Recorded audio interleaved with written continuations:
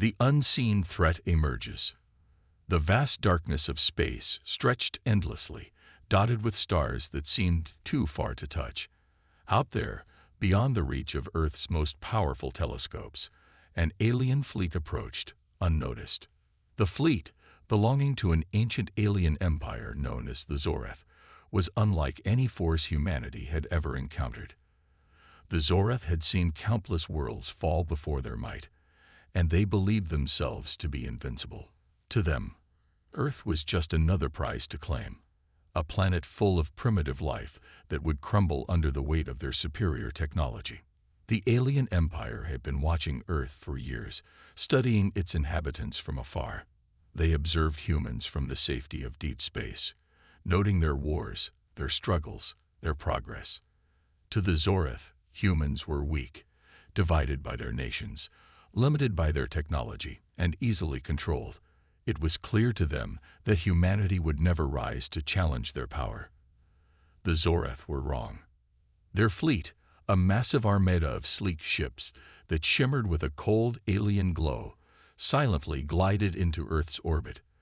The fleet was composed of hundreds of warships, each one bristling with advanced weapons that could wipe out entire cities with a single strike.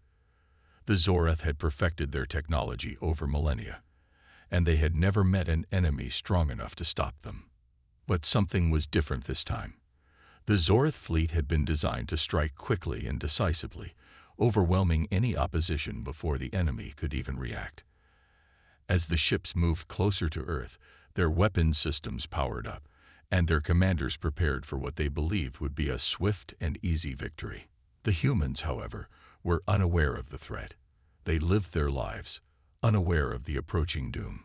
Governments across the world were caught up in their own issues, political strife, economic struggles, and social unrest. They didn't know the skies above them were about to darken with the shadow of an alien invasion. On Earth, only a few military leaders had detected the alien fleet, but their warnings were dismissed as nonsense. There was no sign of an impending invasion, no alarms blaring in the streets, no panic in the air. The Zoreth were calculating, quiet, methodical, and hidden in plain sight. The first sign that something was wrong came from Earth's satellites, small, almost imperceptible blips on the radar, a tiny distortion in the fabric of space itself. The blips quickly grew larger, more defined, and the military began to take notice. By the time they realized what was happening, it was already too late.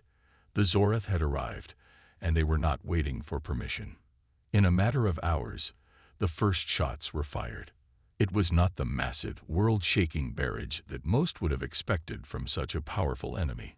Instead, the Zoreth targeted Earth's largest military bases, their advanced weapons cutting through Earth's defenses with ease. The attack was swift and brutal, designed to break any resistance before it could form. Cities that once stood tall were reduced to rubble in moments. Yet, even as humanity's greatest military forces fell, there was no panic, no chaos. A quiet resolve settled over the people of Earth. The attack had come too fast for anyone to prepare, but humanity's spirit was unyielding. The Zoreth had underestimated them. What the aliens didn't realize was that despite Earth's technology being primitive compared to theirs, humans had something far more dangerous: unity and willpower. As the Zoreth fleet hovered above the Earth, awaiting their next orders, they had no idea that the tables were about to turn. They believed that Earth's forces would crumble beneath their might, but humanity had already begun to fight back in ways the Zoreth never expected. The human race, divided for so long, now stood together. They had no choice but to fight for their survival, and they would not give up easily. The aliens' commanders gathered on their flagship, a towering vessel that loomed over the Earth like a dark cloud. The leader of the Zoreth, General Vornak, looked out over the vast emptiness of space. He had seen many worlds fall before, but something about this one felt different. It was a feeling he couldn't shake, an instinct telling him that this time, things wouldn't go as planned. As he turned to his advisors, he said, "Prepare for the next phase of the invasion. We will crush them." Earth will fall just like the others. But in the back of his mind, a nagging doubt began to form. He didn't know it yet, but he had already made a grave mistake. The humans were not as weak as he thought. They were stronger than anyone could have imagined, and they were ready to fight back. The battle for Earth had only just begun. Humanity's plan revealed. While the Zoreth fleet shifted its focus to disrupting Earth's communication systems and attempting to break humanity's defenses, something far more strategic was happening on Earth. Hidden beneath the chaos, away from the battlefield, the world's most brilliant minds were working together to develop a counterattack. Governments had come together like never before, pooling their resources, technology, and scientific knowledge. The Alliance of Nations knew that to survive, they had to think beyond simple retaliation. They needed something far more effective, something that would change the tide of the war. The project was called Genesis, and its goal was simple: find a way to disable the Zoreth fleet's advanced technology. Earth's leaders knew they couldn't match the alien invaders ship for ship, but they could exploit their weaknesses. The Zoreth fleet, though technologically advanced, relied heavily on complex communications and synchronized operations. That was where humanity would strike. In underground labs scattered across the world, the best scientists and engineers worked on a way to disrupt the Zoreth's technology. The key breakthrough came from an unlikely source: Dr. Ethan Hayes, a former aerospace engineer who had spent years studying alien signal patterns. When the invasion began, he was called in by the world leaders, and after only a few days of intense research, he discovered a fatal flaw in the alien communication system. It was far more vulnerable to interference than the Zoreth had anticipated. Dr. Hayes had realized that the Zoreth, despite their powerful ships and weapons, had never considered that their communication satellites and relays could be hacked. The humans, using a combination of Earth's most advanced hacking techniques and their own ingenuity, could send powerful jamming signals to disrupt the Zoreth fleet's coordination. If they could target the fleet's command and control ships, they could fracture their unity and cause chaos within the alien ranks. In secret bunkers, military strategists drafted a daring plan. They would begin by using a newly developed electromagnetic pulse weapon to disable the Zoreth's communication satellites. If successful, it would force the alien ships to operate without the usual command structure. The humans knew this was a risky move, but they had no choice. The alternative, total surrender, was unthinkable. With this new strategy in place, the world's military forces began to mobilize. The plan was set to be carried out in stages, with the first phase being a massive coordinated strike on the Zoreth's communication network. Hundreds of fighter jets, armed with EMP warheads, were dispatched to key locations in the skies above Earth. The operation would take place in a matter of hours, but the element of surprise was crucial. If the Zoreth detected the move too early, their fleet would adapt, and the humans would lose the advantage. As the final preparations were made, an air of quiet tension hung over the human forces. Soldiers, pilots, and scientists all knew the stakes. This was a dangerous gamble. If they failed, the Zoreth would retaliate with even greater force, and Earth's resistance would be shattered. But if they succeeded, they might just have a fighting chance. Meanwhile, in the control rooms of the alien fleet, the Zoreth were growing increasingly confident. They had watched Earth's defenses crumble under their might. And now, with their command systems fully integrated, the humans seemed to be losing hope. General Vornak, seated in the heart of his flagship, received a report from his officers about the small-scale human counterattacks. To him, these efforts seemed like nothing more than desperate thrashes from a doomed species. Are the humans truly this foolish? Vornak asked, his voice laced with disdain. His chief officer, Drax, responded, "They're scrambling, but they don't seem to have any new strategies. We're still in control." Vornak's gaze hardened. "Good. Keep it that way. We'll finish them off soon." But beneath the confidence in the Zoreth command, there was an undercurrent of uncertainty. The general couldn't shake the feeling that the humans were more capable than they appeared. It was a feeling he had dismissed early in the invasion. But now, with every report of unexpected resistance, it gnawed at him, and while he ignored it, the seed of doubt continued to grow. As the Zorath continued their assault, the humans moved into position for the first phase of Genesis. The EMP strike was set to launch, and Earth's last hope now rested on the success of this plan. It was a quiet moment of anticipation, where the fate of the planet rested on the delicate balance of timing, technology, and hope. The alien leader's doubts.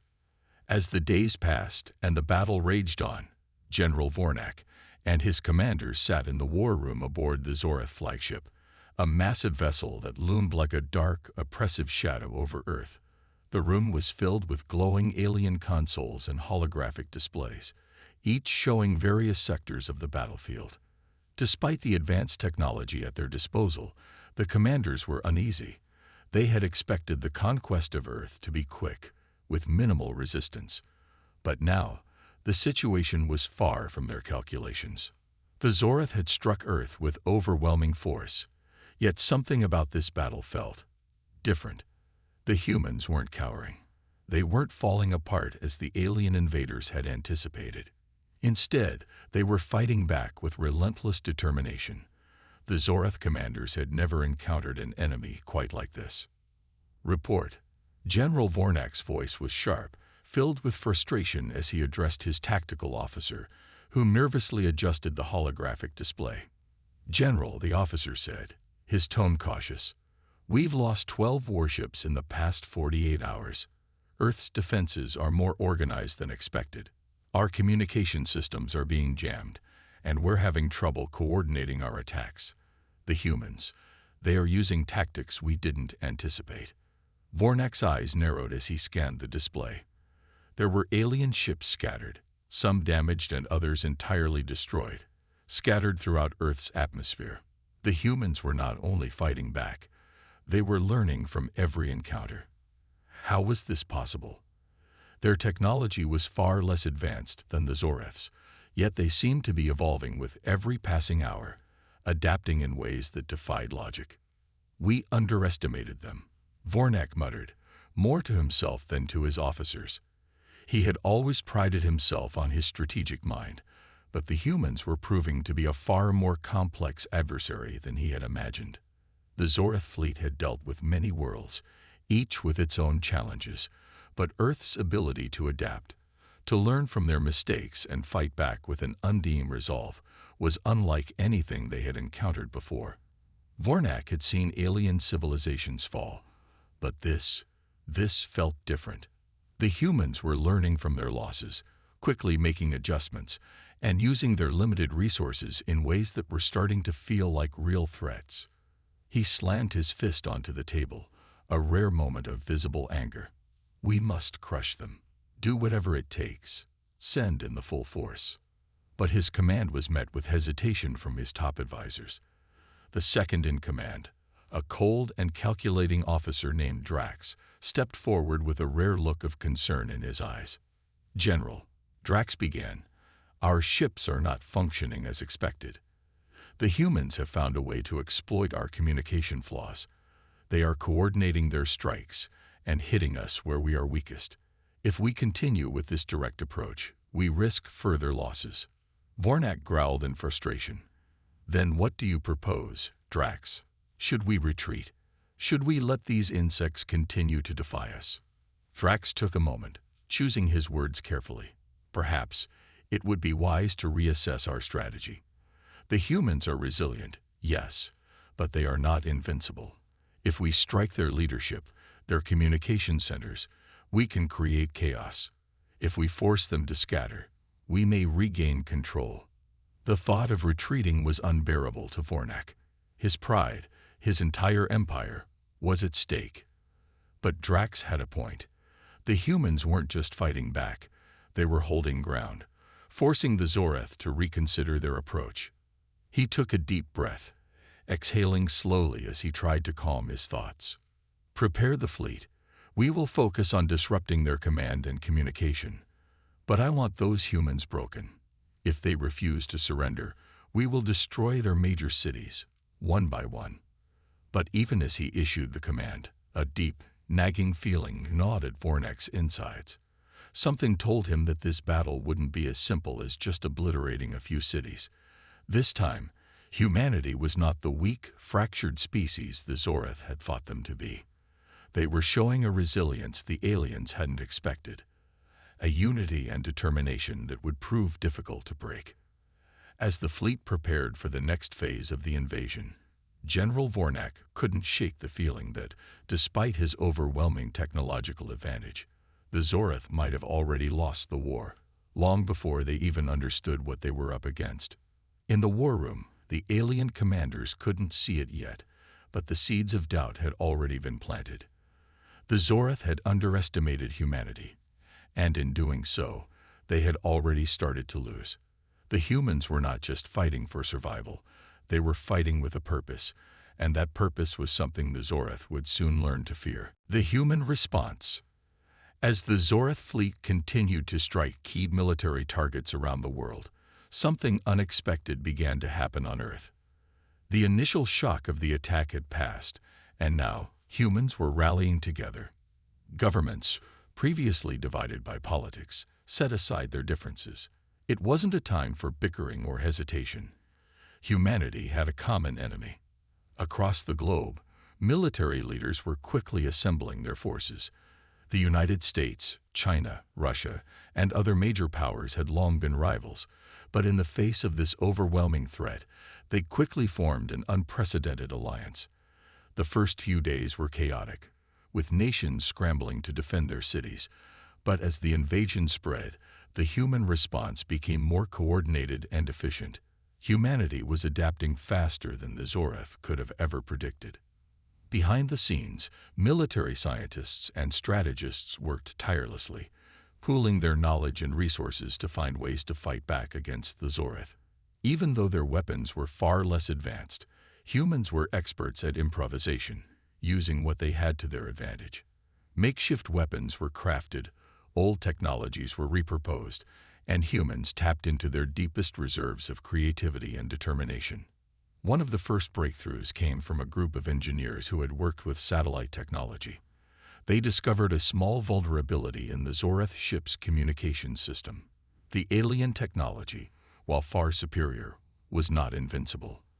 The humans began to exploit this weakness, jamming alien signals and disrupting their coordination. The Zorath fleet started to show signs of confusion, with ships operating out of sync, unable to communicate effectively with one another. As the humans gained small victories, morale began to rise. Even the civilians, who had no military training, joined in the fight. Across the world, ordinary people took up arms, using whatever tools they could find. From simple guns to homemade explosives, everyone was doing their part to defend Earth. In the midst of destruction, human resilience shone brighter than ever. The Zorath, on the other hand, remained overconfident. General Vornak and his commanders believed that the human response would be disorganized and short-lived. They had seen similar resistance on other planets, and it was always crushed within days. But what they didn't understand was the strength of human unity. They had underestimated the willpower of a species fighting for its survival. On the ground, human forces launched counterattacks against Zorath ground forces. Though the alien soldiers were far stronger and faster than humans, they were not prepared for the unpredictability and determination of the Earthlings. Guerrilla tactics became the norm, as human soldiers ambushed alien patrols and sabotaged their equipment. Every small victory was a morale boost, and as the days passed, the humans became more daring. Meanwhile, in the skies, human pilots took to the air in their outdated fighter jets. They knew they were no match for the Zorath warships, but their strategy was different. They flew in unpredictable patterns, using the terrain to their advantage. They harassed the Zorath fleet, evading enemy fire and creating enough chaos to slow down the alien advance. It wasn't much, but it was enough to show the Zorath that Earth wasn't going to surrender easily. At the same time, humanity's brightest minds were working on a larger plan. The leaders of the global alliance knew that they had to come up with something more powerful than makeshift weapons and hit-and-run tactics if they were to have a chance at defeating the Zoreth. And so, a team of top scientists and military strategists began working on an experimental weapon, something that would level the playing field and shift the balance of power in favor of humanity. As they worked in secret, the rest of the world continued to fight, each small victory slowly building a sense of hope that had been missing just days before. People from all walks of life, from scientists to soldiers to civilians, had become a part of a much larger movement. The Zoreth had believed humanity to be weak, divided, and defenseless. Now they were witnessing something they had never expected: humans uniting, adapting, and fighting back with everything they had. The battle for Earth had just begun, and the Zoreth were in for a rude awakening. They had not anticipated the power of human determination, and with every passing day, they were learning that underestimating humanity would be their greatest mistake. At a military base in the Nevada desert, Dr. Hayes watched the countdown clock tick down. His heart pounded in his chest. If they succeeded, they would have a chance to disable the Zoreth's fleet, but there was no guarantee. It was a one-time opportunity. There would be no second chances. As the clock hit 0, the skies above Earth darkened. Hundreds of EMP warheads were launched into the atmosphere, each one targeted precisely at the Zoreth's communication satellites. The first wave was a success. The satellites were disrupted, and the Zoreth fleet's command and control system began to falter. Chaos erupted within the alien ranks as their ships, once perfectly synchronized, now operated in disarray. Humanity's gamble had paid off. The Zoreth had been struck where they were weakest, and the tables were finally starting to turn. The turning point. The Zoreth fleet was in chaos. For the first time since their invasion began, the alien forces were struggling to regain control. The communications disruption caused by the EMP strike had thrown their operations into disarray. Ships that had once moved in perfect harmony now seemed lost, their movements erratic and uncoordinated. General Vornak watched as reports flooded in from his commanders, each one more alarming than the last.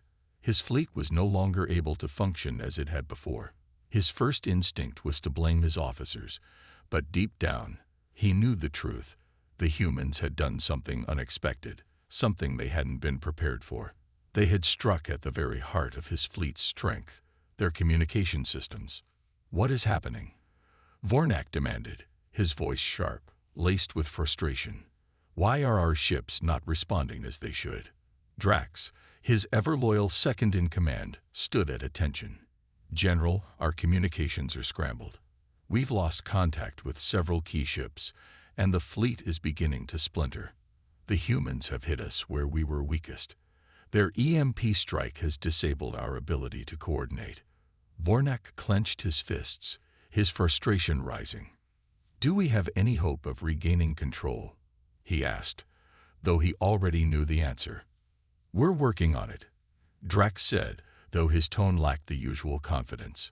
"But it's not going to be easy. Our technology is too dependent on synchronized communication. Without it, our forces are scattered, and our advantage is slipping." Back on Earth, humanity's leaders were watching the situation unfold with a mix of hope and disbelief. The EMP strike had been successful beyond their expectations. The tide of the war was turning, and for the first time, the humans could see a way forward. Their forces, once vastly outmatched, were now exploiting the chaos in the Zoreth fleet to their advantage. Military leaders across the globe immediately began launching coordinated counterattacks. With the Zoreth's fleet in disarray, the human forces began targeting individual ships, taking down what was left of the alien armada.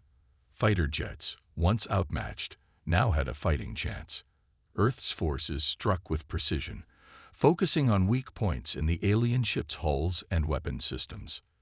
The Zoreth, who had once believed their victory was assured, now found themselves on the defensive. The humans were relentless, seizing every opportunity to strike, to disrupt, and to outmaneuver their enemies. Each small victory built on the last, creating a ripple effect that spread throughout the battlefield. The alien ships were damaged or destroyed one by one, and their once invincible fleet was slowly but surely being torn apart.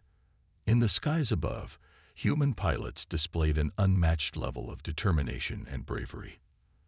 They knew they were fighting not just for their survival, but for the future of their species. Each successful strike brought them closer to victory, and their morale soared.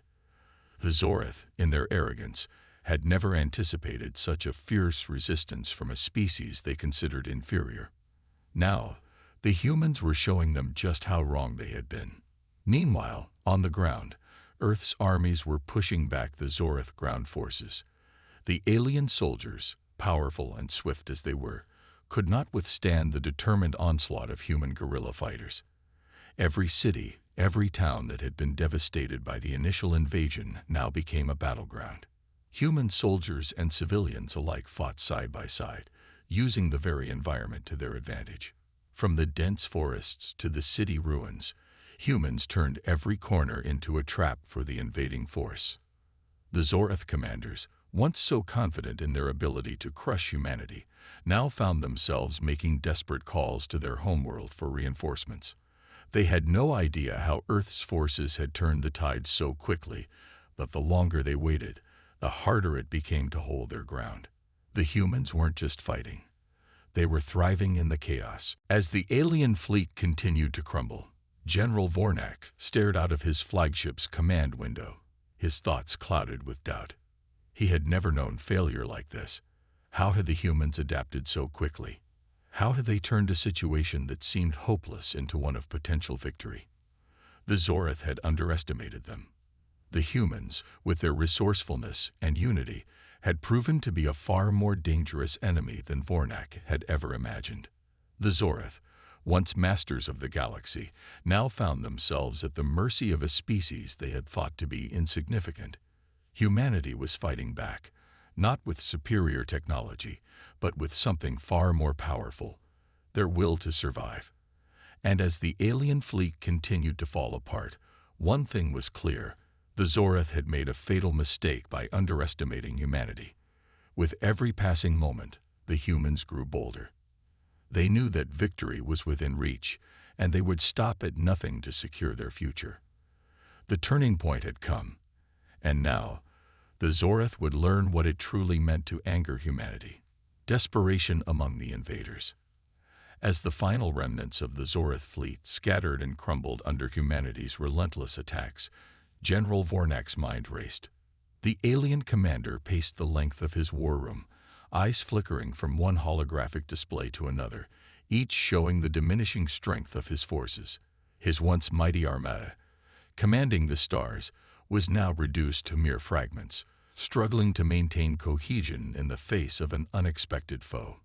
The human forces, coordinated and undeterred, were dismantling the alien invasion piece by piece. Desperation gripped Vornak as he stared at the reports streaming in. Over half of his ships had been either destroyed or disabled.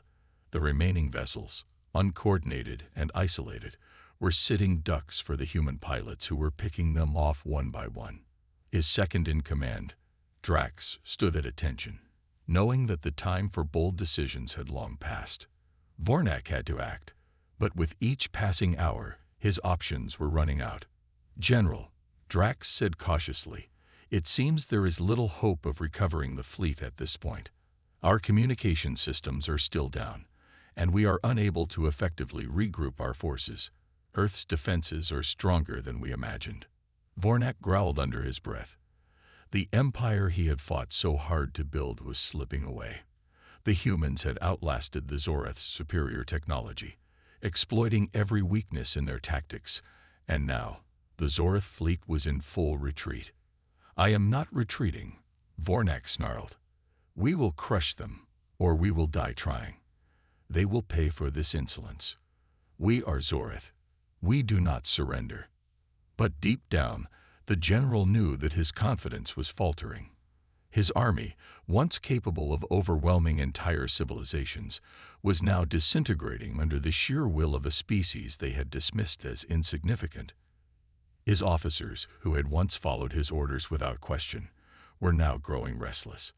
They had seen the destruction of their comrades, their ships torn apart by human ingenuity. Some were beginning to question whether this battle could truly be won. And the longer the war dragged on, the more they feared that a single defeat could lead to the complete collapse of their empire's power. "General, perhaps it is time to reconsider our approach," Drax said, his voice lower now, laced with a hint of caution. "We could pull back and regroup, call for reinforcements from the homeworld." Vornek's eyes burned with anger. "Are you suggesting that we retreat in shame? That we leave this planet, our conquest, unfinished?" "No," Drax replied quickly, sensing his commander's rising fury. "But we must be pragmatic. The humans are relentless.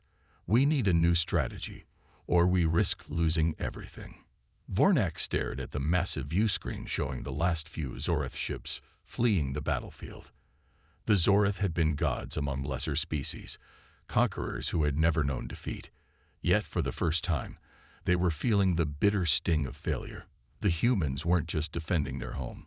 They were actively hunting down every straggling ship, every last alien soldier. The Zoreth had underestimated the humans' resolve, and now they were paying the price. "I will not go back empty-handed," Vornak muttered, his mind churning with a desperate plan. "Prepare the fleet for a final offensive. We will target their cities directly, force them to surrender by breaking their will to fight." Drax hesitated but nodded, understanding the consequences.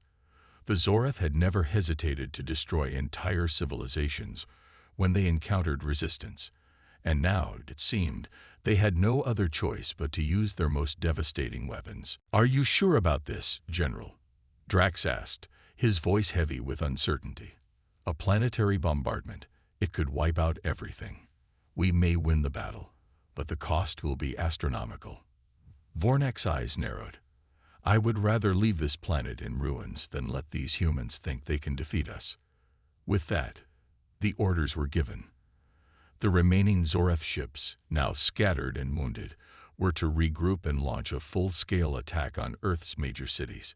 If the humans refused to surrender, the Zoreth would show them just how truly powerless they were. But even as the orders went out, Vornak couldn't shake the creeping feeling of doubt. He had been so sure that humanity was weak, easily conquered, just like the countless other species they had obliterated.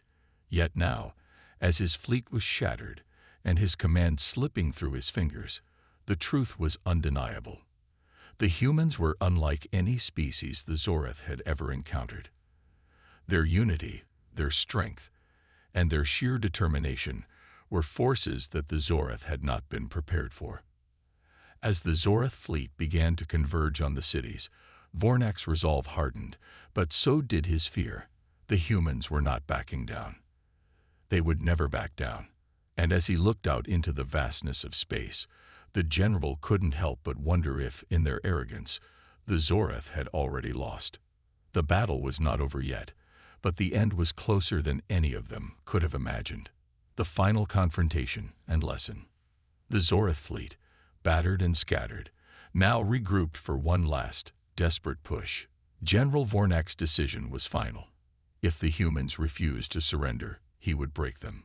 Earth's cities, still standing defiant after the initial onslaught, would be reduced to rubble, their resistance crushed beneath the weight of the Zoreth's overwhelming firepower. The alien commander ordered his ships to charge, targeting the heart of Earth's remaining defenses with brutal precision. There would be no mercy. But as the first Zoreth warships descended toward Earth's largest cities, they were met with a sight they hadn't expected. A defiant force that wasn't just waiting to die, but ready to fight to the very end. Humanity's resolve was like nothing the Zoreth had ever seen. For all the destruction, for all the losses, the humans were not shattered. They were united, unbroken, and now, ready for one final stand. As the Zoreth ships began to target major cities, human forces made a bold move. In secret, a coalition of military leaders had begun work on their most powerful weapon, a project known as Horizon.